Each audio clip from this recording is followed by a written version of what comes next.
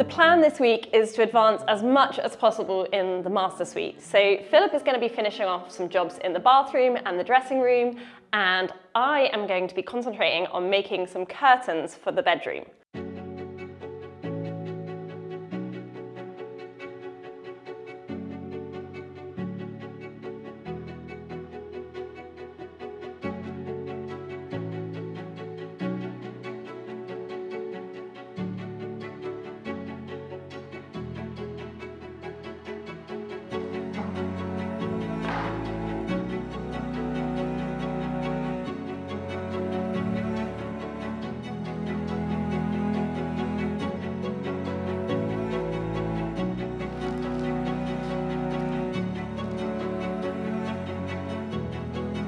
We just couldn't choose a fabric for the curtains. It was very, very tricky. I don't know why, but we finally come up with an option, and I'm going to explain to you which one I've gone for. One of them was to go for this really beautiful rusty velvet color, but as we went for the rust on the carpet, I felt like that might be a little bit too blocky, and I definitely want to use that rather in some cushions on the bed. I also thought about using a very tonal blue velvet, but I'm not sure if that would have been too much velvet. And I came up with a couple of other options. There was a plain sort of linen, and I thought that could have been nice with a bit of piping around the edge, but it's actually one of the most expensive options because linen is a very noble fabric. I came down to the last two options. So we had this really pretty woven neutral, and then this one, this blue thread, which picks up the nice blue color of the walls. So I liked the fact that there was a little bit of texture to it. And in the end, honestly, it came down a little bit to price because this is huge here. This is over 3 meters of ceiling. And when you have 4 curtains to make, that does add up. I'm really happy. I've gone with this one because I think it's going to really make this room much more cozy, but it's also not going to be too much of a statement.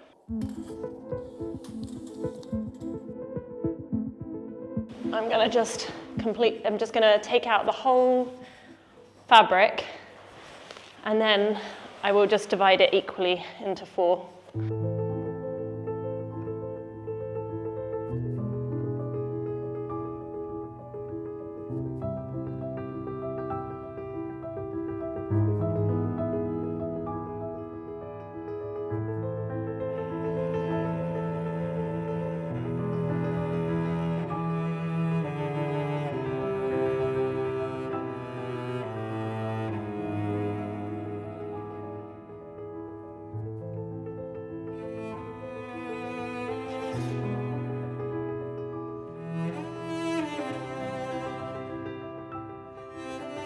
It's very important that the thread is matching the color of your fabric. When I stitch, it's going to sort of blend in with this weave and you won't even see it.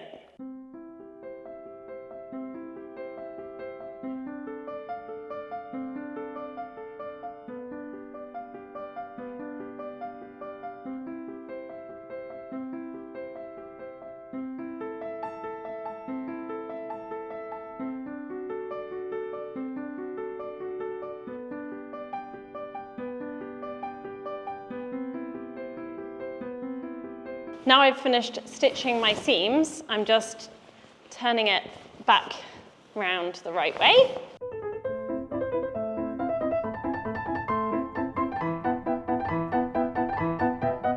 So you can see I've just stitched along here, and on the other side you don't really see it because it kind of blends in with the weave. So I have now finished sewing up all 4 of my curtains with the lining attached, and I'm ready to attach some header tape to the top of my curtain. This is called buckram, and it's quite a stiff plastic material, and it comes with these pre-attached loops, which is where the curtain rail can pass through. Then you just stitch this buckram tape directly onto the header here.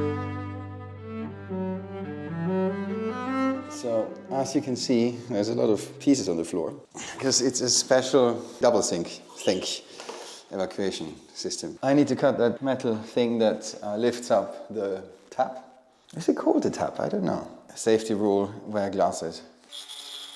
I feel how all the little metal parts hit my face, so it's really important to wear glasses. Obviously the cut is not really clean because I didn't look.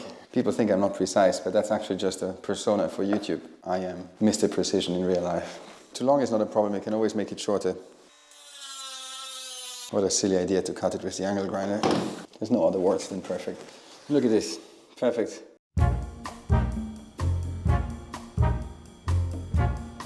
So let me show the finished plumbing underneath the sink. It's not a thing of beauty, but it does exactly what it needs to do. It makes enough space for the shelves whilst evacuating the water perfectly. Now Benoit can take the measurements and build the drawers. Did you hear that, Benoit? You can now build the drawers. As many of you pointed out, this tap might be a little bit on the short side.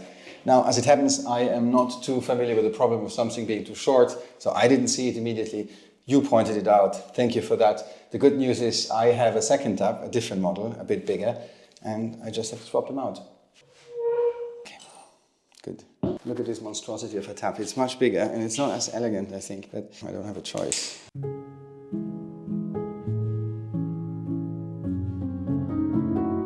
One more installation done.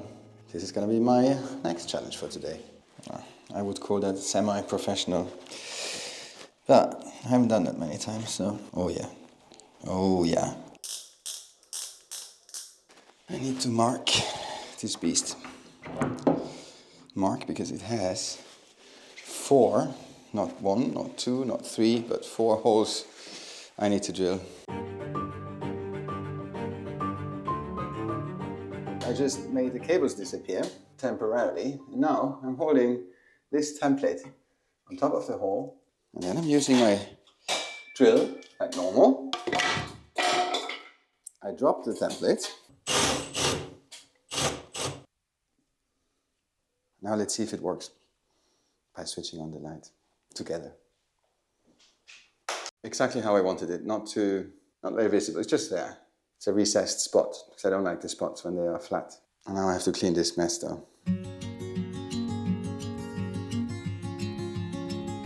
So I had to apply a bit more of the silicone. I used some German high-tech stone-colored silicone because I wanted to get watertight.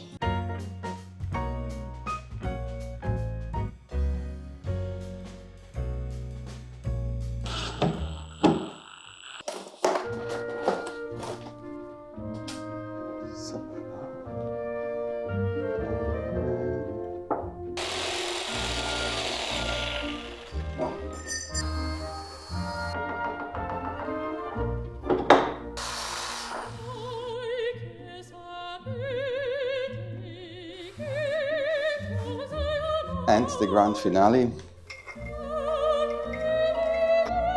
Good.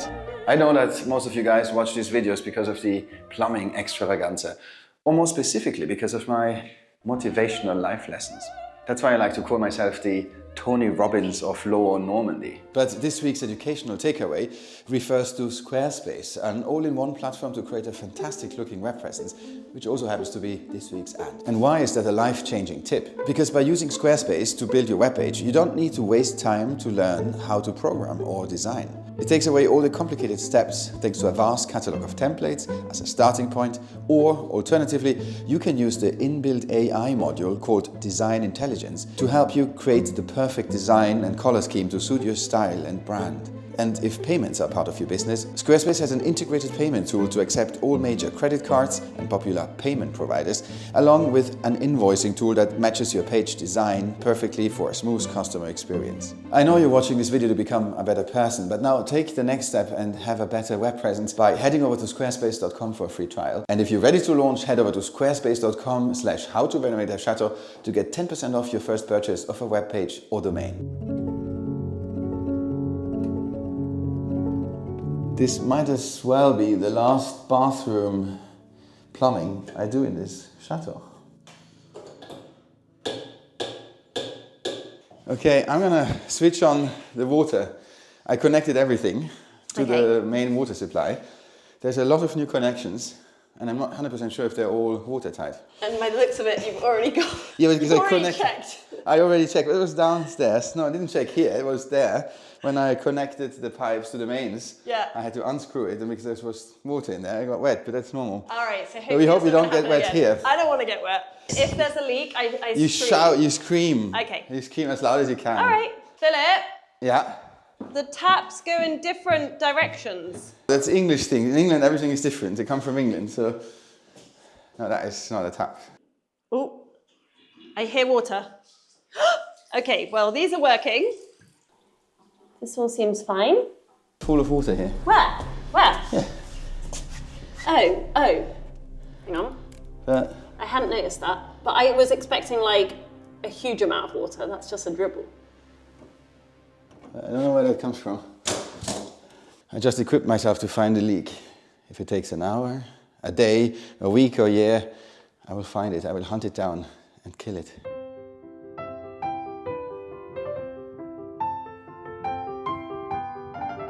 Well, I found a reason. There's no gasket. This is ridiculous. Whoever installed this should be punished. This is like basic plumbing skill, you know. You don't put a gasket in, it's gonna leak. So I'm happy to announce stone dry, no more drips. So that also means we have water. I heard it, it works. It works. I don't even need to do more, I just hear it, I hear the water coming, that's all I wanted to know. I would be honored to try the toilet for the first time with you guys. I mean the flush, obviously. Not the toilet activity, the flush. It doesn't do anything. Uh-oh. Why are you not connected? Okay, all good with the toilets. I just found out that this toilet is connected to another network of water because in the future we want to use the well and the water from the well or from the rainwater to use the toilets for the toilets, but that's not happening yet. But there is a separated network for that, and I wasn't sure if that toilet was connected to them. It was connected to them. Everything is good. Life is good.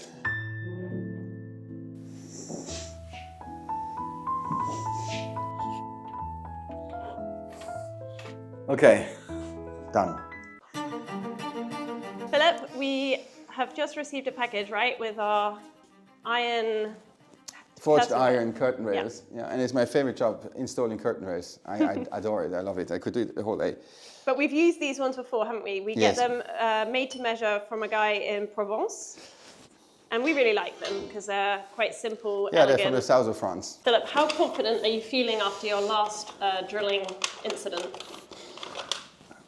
I don't know what you're talking about. It's not looking too bad. Just need to give it a sand and a lick of paint.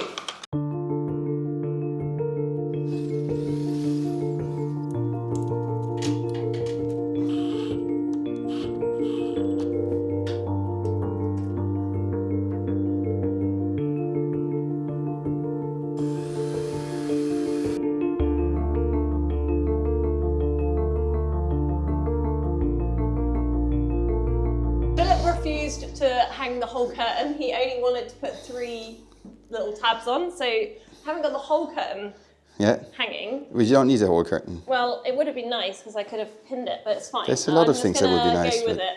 Yeah. So Life's not always what you hoped it is. I think that's okay, no? Like that. That is too short. No, it's not.